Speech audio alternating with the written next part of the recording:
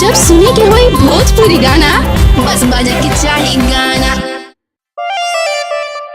काजी, अरे तनी हेने घूमी ना, बस काम निकल गई।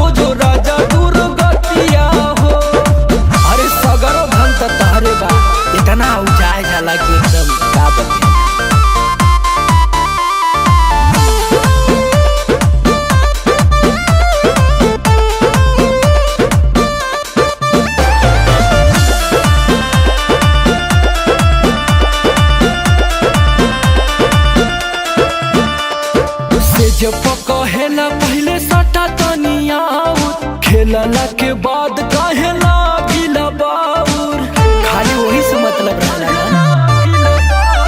से जब कहेला पहले सटा तनिया खेलला के बाद कहेला गिला बाउर, हर मुहे तब करेला न बतिया हो, हर मुहे तब करेला न बतिया हो, मजा मारी फेरी